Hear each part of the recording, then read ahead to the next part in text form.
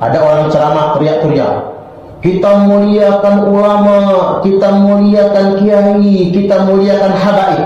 Ujungnya selalu habaib. Awalnya ini hanya bumper saja, kita muliakan ulama, kita muliakan kiai. Pesan sebenarnya bukan itu. Pesan sebenarnya ada di ujung, kita muliakan habaib.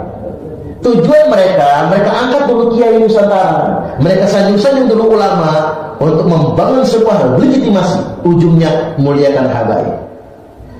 Karena pada kenyataannya kiai, ustadz, guru, muallim, ulama, apapun namanya, bagi Ba'alwi tidak lebih mulia daripada mereka. Kiai, ulama, sehebat apapun tetap di bawahnya Ba'alwi.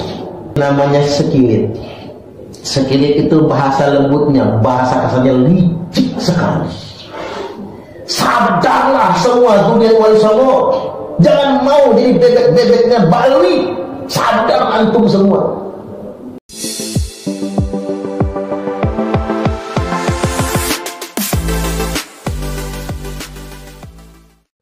Assalamualaikum warahmatullahi ta'ala wabarakatuh. Ustadz Suparman terus menyuarakan bahayanya klaim oknum Ba'alwi tentang nasab Wali Songo yang jalur nasabnya disambungkan katanya kepada sosok Imam Ubaidillah.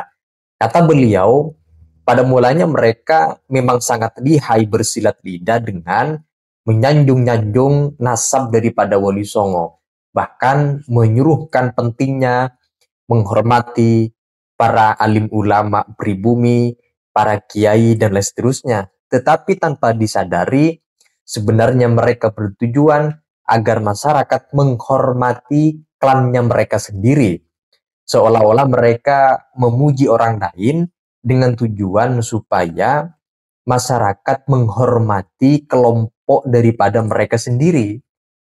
Nah, Ustadz Suparman sangat meyakini kalau klan Ba'alawi masih menganggap kedudukan ulama, kiai, ustadz, dan orang alim di bawah status keberadaannya di bawah daripada klan Habaib Ba'alwi sendiri.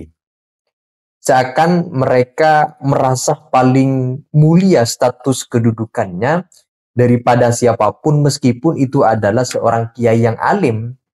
Nah, selengkapnya mari kita simak teman-teman penjelasan pernyataan dari Ustadz Suparman yang viral di media sosial ketika menjelaskan tentang adanya oknum Ba'alwi, Habib Ba'alwi yang menyanjung-nyanjung nasab Wali Songo kemudian menyuruh untuk menghormati para ulama, tetapi dengan modus supaya kalangan habaib klannya mereka sendiri supaya dihormati.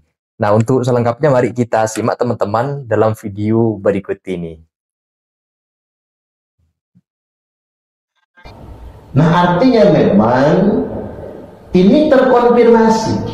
Raden Muhammad Haji Saka atau Ratu Darah Putih merupakan keturunan Sunan Gunung Jati.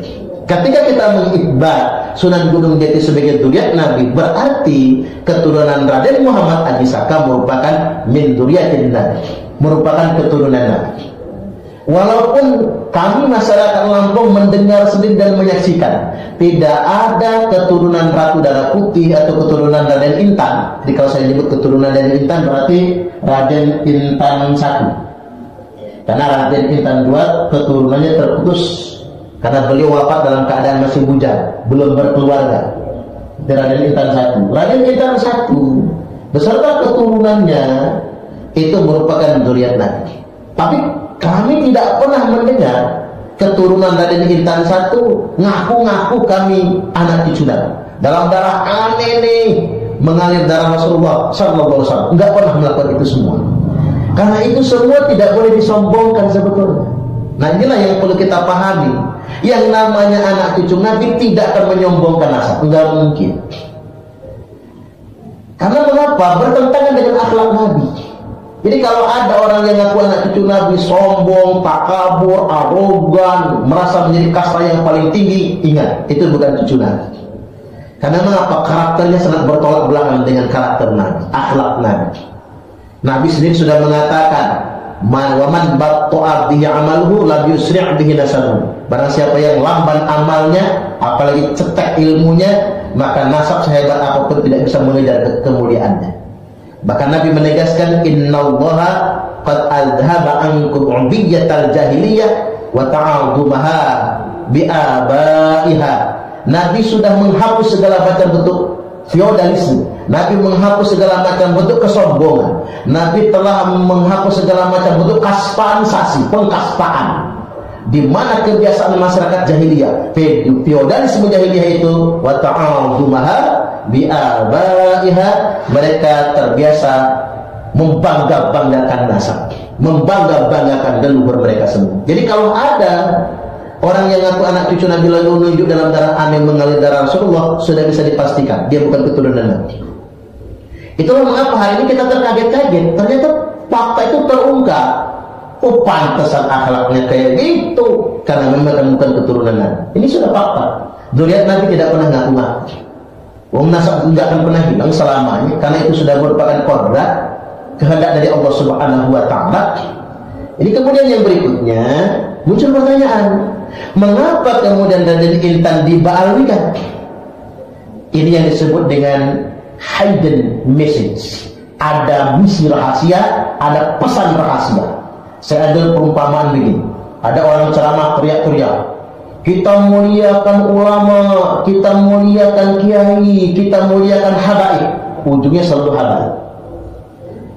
Awalnya ini hanya bemper saja, kita muliakan ulama, kita muliakan kiai. Pesan sebenarnya bukan itu.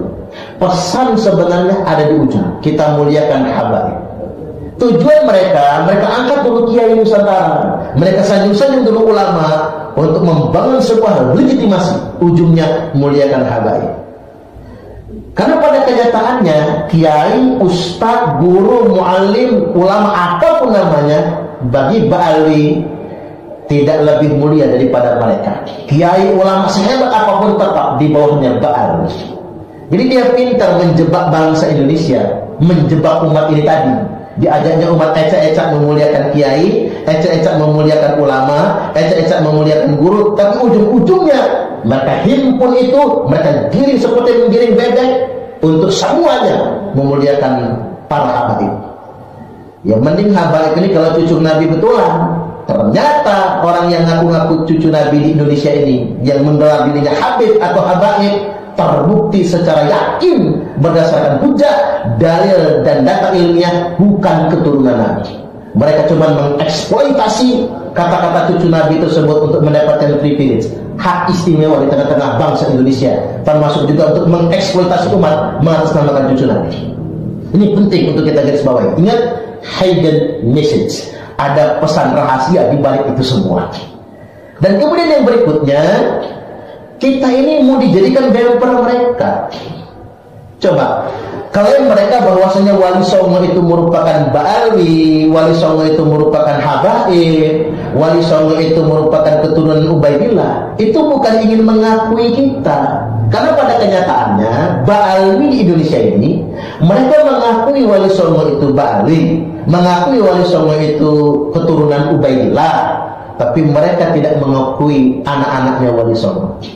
Ketika nanti kita semua sudah terpesona karena mendapatkan pengakuan daripada habaib, Wali Songo itu merupakan Ubaidillah, berarti Wali Songo itu Habib semua. Habib Syarif Hidayatullah gitu, Habib Sunan Ampel gitu, Habib Sunan Bonang, barangkali begitu ya. Setelah dihabibkan semua kita tersepona, setelah kita semua terbuai dan tersepona kalau kata orang sekarang, dengan itu semua baru kemudian ecak-ecaknya kita datang. Kami ini keturunan Maulana Malik Ibrahim misalnya, kami keturunan Sunan Ampel, berarti kami Habib juga dong. Baru jawab Rabi tanya, maaf tidak tuan, kami hanya mengakui kakek Tuhan. Kalau tuan-tuan ini enggak kami anggap, karena mengapa? Enggak ada catatannya. Tuh, ini namanya sekilit. Sekilit itu bahasa lembutnya, bahasa kasarnya licik sekali. Sadarlah semua dunia Wali Songo, jangan mau jadi bebek-bebeknya Bali. Sadar antum semua, kita sedang dimanipulasi sedemikian rupa. Hari ini keturunan Wali Songo harus rame-rame menolak dibalalikan. Katakan kepada mereka, kami bukan keturunan Ubaidillah. Ayo buka lagi manuskrip lama. Tolong ini orang-orang tua kita yang menyimpan manuskrip ulama. Ingat, jangan manuskrip yang dikasih oleh Ba'alwi, jangan manuskrip yang dikasihkan Ubaidillah.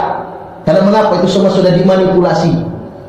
Jadi cari manuskrip tua yang lebih lama lagi, lebih tua lagi, bahwasanya Wali Songo sama sekali bukan dari Yaman. Jadi tolong cari isbat nasabnya, jangan mau diba'alwikan. Karena kalau mau diba'alwikan, alamat nasabnya akan menjadi luka.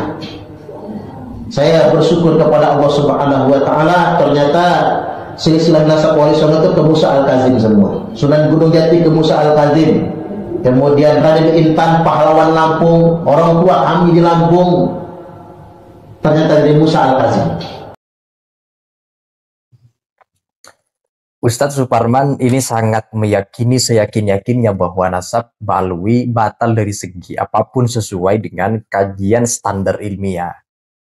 Dan beliau menghimbau kepada masyarakat pribumi, terutama dzuriyah daripada Wali Songo, agar sadar dari jebakan Ba'alwi dengan doktrin-doktrin menyesatkan, glorifikasi yang nggak masuk akal, hurufat, atau klaim-klaim yang tidak mendasar. Saatnya membuka mata bahwa mereka sebenarnya ingin dihormati, dimuliakan, dan mendapat legitimasi plus pengakuan dari masyarakat pribumi Indonesia.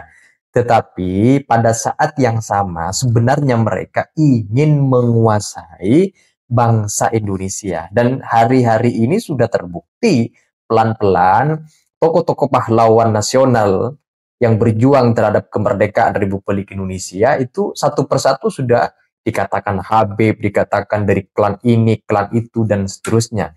Intinya sudah diba'alwikan. Nah, kita harus sadar terhadap adanya upaya-upaya pembelokan sejarah yang dilakukan oleh oknum yang tidak bertanggung jawab. Itu saja teman-teman. Kalau ada yang ingin disampaikan terkait dengan penjelasan Ustadz Suparman yang barusan kita simak, silakan tulis pendapat-pendapat kalian di kolom komentar. Sekian dari saya. Wassalamualaikum warahmatullahi wabarakatuh.